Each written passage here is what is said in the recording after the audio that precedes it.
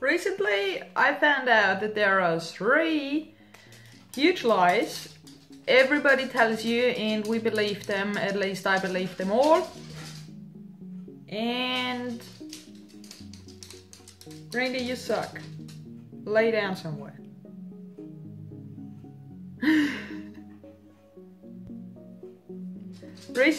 Lay down now. You are annoying. You can hear that in the video. You suck.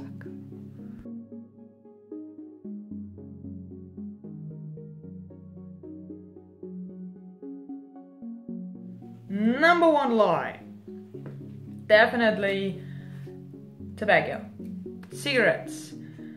How we talk about this topic and how we treat cigarettes as what they are does not at all equal how dangerous they are. How dangerous they are. I don't think that many people really know what they are doing when they light a cigarette 20 times a day. They do it because of their addiction. Because if they would know, they would not do it. We talk about cigarettes like it's a normal thing. You can buy them almost everywhere. Pretty expensive, but you can buy them. So they're legal. Therefore, they cannot be that bad. You see smoking everywhere. Seriously, in front of gyms, at bus stops. There is no place where people don't smoke. So it must be a normal thing, and this is what I believed for a very long time too. When I started smoking, I started because I wanted to be like a part of them. There are so many, so it must be great.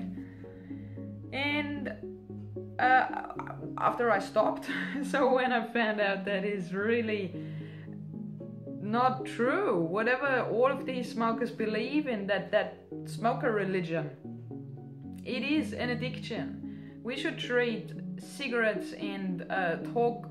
They should be listed the same as drugs. Cigarettes are drugs. They are highly addictive, and just because they're legal does not mean that they are good. Otherwise, that would mean whatever is illegal is automatically bad, and I don't believe that either. That cigarettes are still legal is probably just a money question. Why should you, forbid something that is that addictive so people always buy it? They will always buy it. Doesn't matter how pricey they are. I think how we think about cigarettes is the big lie. That cigarettes is something normal for us now. You are either a smoker or you're a non-smoker. And if you're a smoker, then that's something that it's like your choice. And it is your choice. But if we wouldn't be told that many lies, maybe we not half of the people would choose to start smoking cigarettes. Cigarettes are drugs, that's what it is, and that's not the message we receive as kids in school or whenever later. I mean, there is advertising for cigarettes. There is not advertising for coke or for, not even weed if it's not legal where you live. We don't advertise other drugs. Why do we advertise cigarettes and alcohol? That is the lie. That is the lie to me. Everyone can choose if they want to ruin their life with whatever drug, cigarettes, alcohol, whatever they want to choose. Medication. I just think that we have the right to know the full version of what cigarettes are. Cigarettes, they can print 100 times smoking kills on the pack. It won't stop smokers. I just saw last week. I saw the cover of a cigarette pack was sort of outside cardboard thing you put over. It was a Game Boy. So from going from a writing that says smoking kills and a half-dead body or a black lung or whatever, to a Game Boy is just a piece of cardboard, and they don't see it anymore. It will never stop anybody from smoking. Also, when you look at how hard it is to quit and how many people really try and just fail because they want probably not ready to quit. It shows you how strong the addiction is and how dangerous the cigarette, how strongly you get addicted to what we sell at that. How can we sell poison? How can that be legal? So this is why it's my number one lie, what people tell you. The thing is that they don't tell you that it's healthy and you will look better in 2 weeks if you smoke a pack of cigarettes every day. And they go a bit like, yeah, smoking kills, done.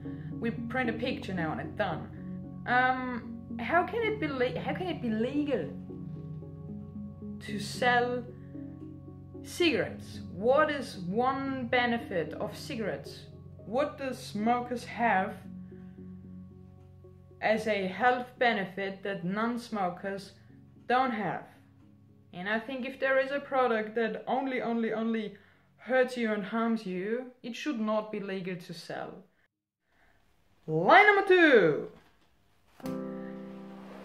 is basically the same as lie number 1, just the really other way around.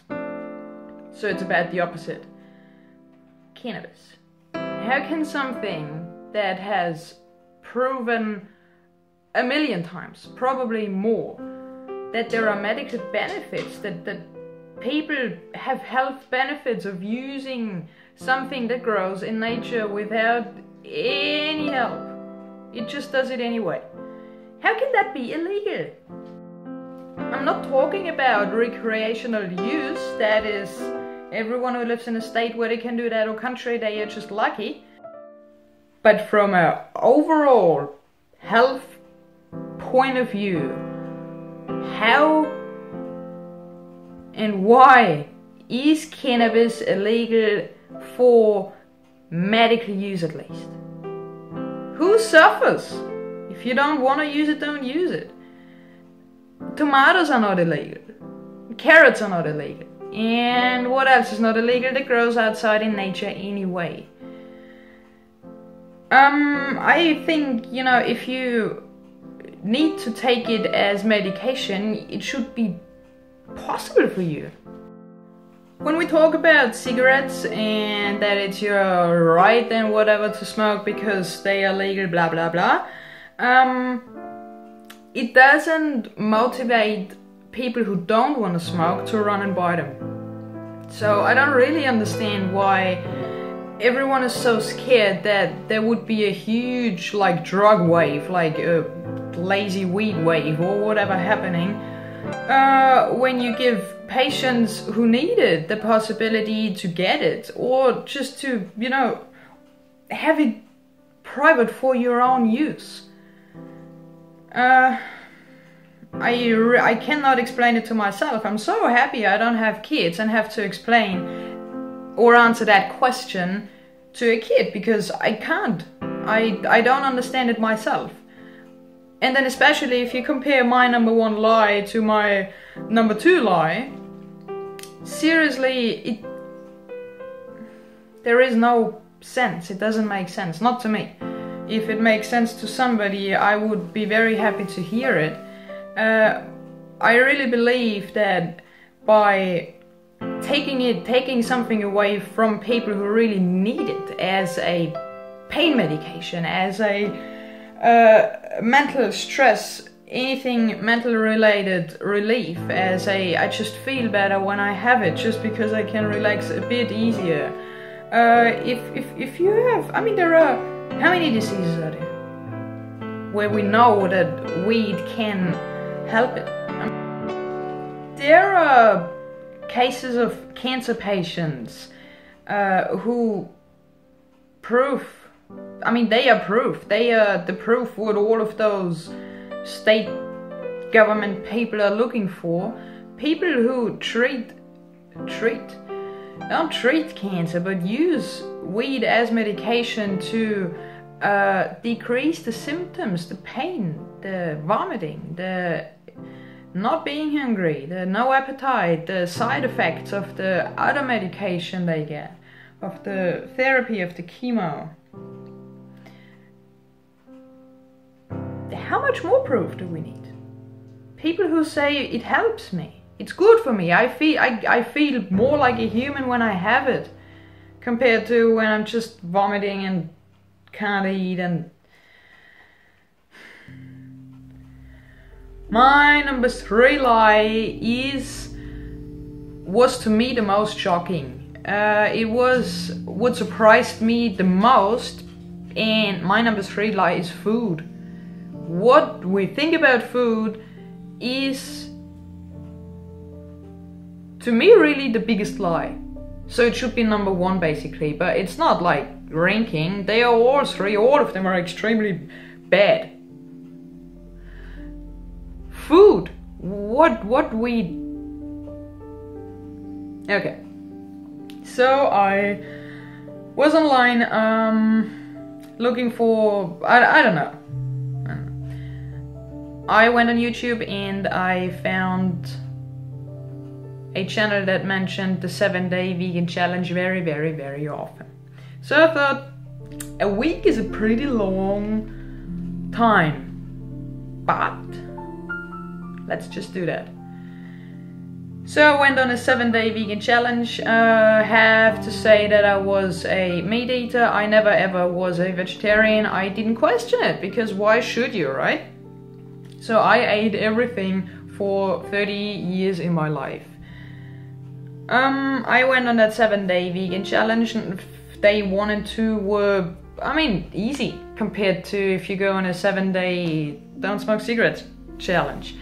It was, of course it's doable, because you still eat, you just eat something else. And I thought, yeah, it's not that bad, but I mean, I would not become a vegan because meat, you know, it doesn't taste that bad, and definitely cheese, you know, can't take my cheese away. On day number 3, I watched a video, and that was the first vegan video I ever watched, and it was just a coincidence that it wasn't a coincidence. I mean, YouTube suggested it, so they don't suggest videos with, anyway. My first vegan video that I ever watched was 101 Reasons to Go Vegan. So I listened to that speech and I thought, oh my god. And then I found Gary Yourofsky, and then I thought, oh my god. And I'm vegan since then, so I never went off that 7-day vegan challenge. I started it as a fun experiment to do, so just do something. And on day number 3, I understood what is going on, and that is the biggest lie. That, I mean, I didn't even expect 1% of what I found out on that day, or the past days after that. I watched probably 30 videos. I always skipped I just watched one of those graphic images because I thought, well, of course, if I eat the product, it cannot be that extreme, right? And after they kicked the baby cow in the head and, yeah, cut off the beak of the chicken, I always skipped it after, because I couldn't watch that. I could not. It was so eye-opening. What we are eating, what's going on. For every question I had, there was an answer to find. I had a lot of questions. Top questions were like, what about eggs? We have chickens and we feed the chickens, and la, can I eat the chicken egg? And you find answers to all of these questions if you just research, do your own research. Go online and find your answers to your question. The internet is an amazing place if we use it for the right things. If I wouldn't have seen that video, the 101 Reasons to Go Vegan, or anything after, like Bite-Size Vegan, there are so many amazing, great channels that answer every single question you have. So after a few days, there was basically no question unanswered why I cannot eat honey, why I cannot eat or should not eat, you know, why it is not. The whole idea of that vegan thing for me, what I picked up first was, don't harm anybody else, you know, they don't do that to them, they don't do it to you. You don't own a pig, you don't own anything, you know, you don't have the right to take things away that you don't own. If you want honey, go and make your own. Go and chew the flowers up and then vomit it back. Yeah, food. The biggest lie ever. This whole milk shit and everything, yeah, basically shit, right? The dairy, for me, the dairy was the hardest to hear. So I didn't watch these videos anymore, but I wanted to get as much information as possible, because I really believe the more you know, the less you don't know. The more you know about the vegan, that topic, or cigarettes, or medical weed, or whatever you want to know about, the more you know about it, the only thing that is left is that you say, well, I have to do that. You know, you have to do it yourself. Nobody, not a million videos would do it for you. You have to make that step and say, well, the only right thing to do that's left is to eat plant-based food. You don't need the milk. That milk is not for you. The milk is for the baby cow. And I really have a big problem with people who say, I don't care. I cannot understand how you cannot care. Do you have any feelings? Diet, what we eat, is a personal choice. I still believe, though, if there wasn't that big lie that we see everywhere, how food is advertised, that's the lie. It's the same with cigarettes. How can you advertise a product that is so harmful? Like, amazing, the numbers, when you hear all of the numbers, how many billion animals get killed, and then they reduce the number from yearly to weekly to daily and then per minute. It's sick, it's not necessary. The biggest lie is food. It is food. So if there was a ranking, food would be the top number one. Biggest lie, milk. Nobody, we don't need, you don't need it for calcium, you don't need it for your teeth, for your bones, you don't need it. The only one who needs the milk, the cow's milk, is the baby cow.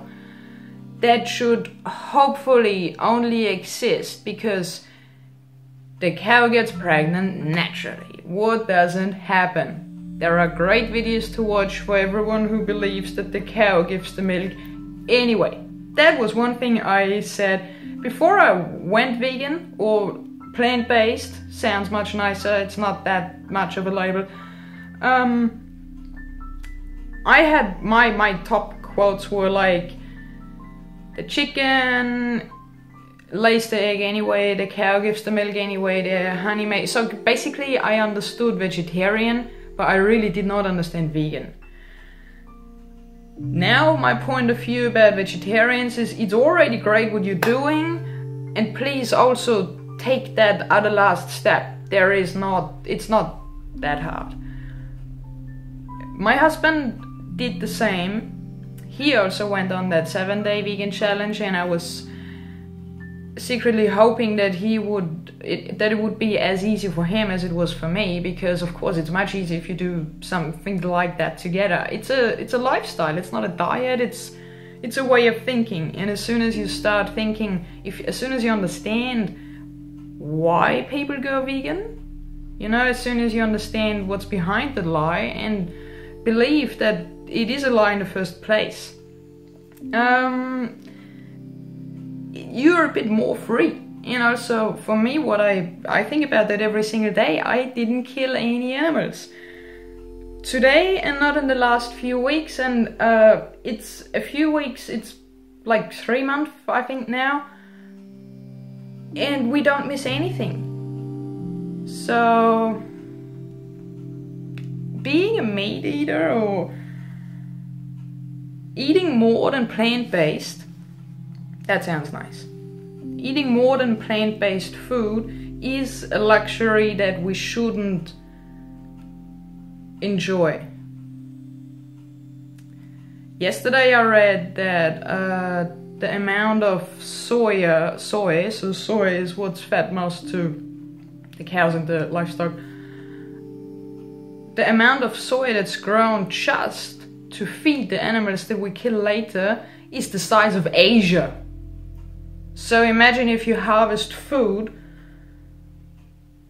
the size of Asia, how many people you could feed. How great is that? I mean, being vegan, it is amazing. It is a bit like that whole non-smoking thing. As long as you don't do it, you have no idea what you're missing. There is also